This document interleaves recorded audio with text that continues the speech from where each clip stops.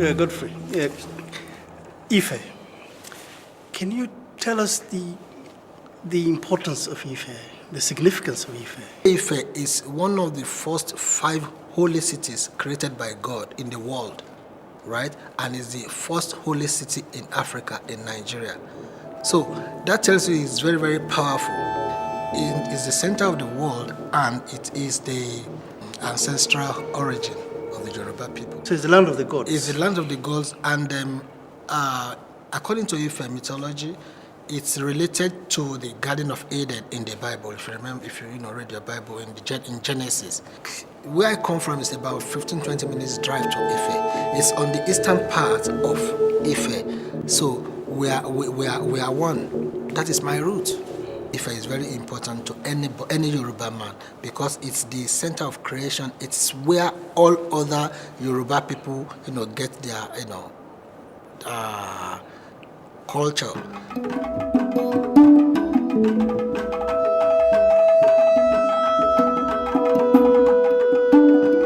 If you look at the collection here, at the artifacts, they are mostly heads. What is the fascination with the heads? That's a good question.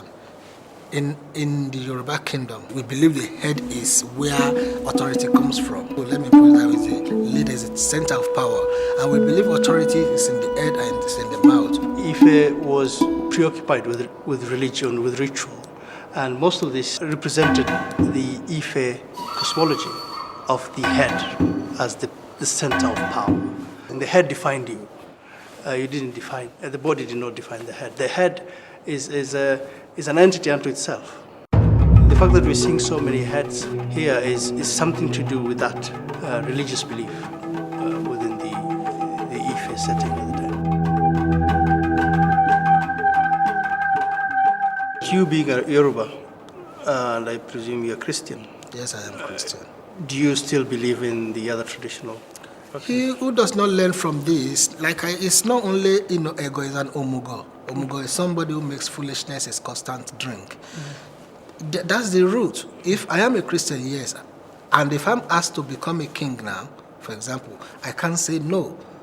Right? Where I come from, my mother is a direct descendant of the kings, meaning that any time I could be called upon to become a king, or my children, any of my sons, right?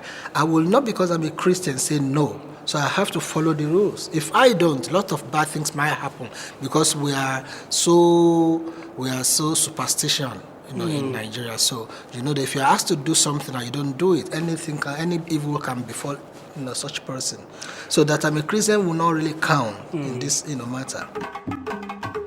How significant is this exhibition to your children? They can't wait to see it. Not only to my children, to anybody who is Yoruba. So it's not only important to me, even people who are older than me will be willing to come and visit and see, for themselves what they can't see back home. Having this exhibition here is in a way getting to know Africa, especially for people who are here in the diaspora.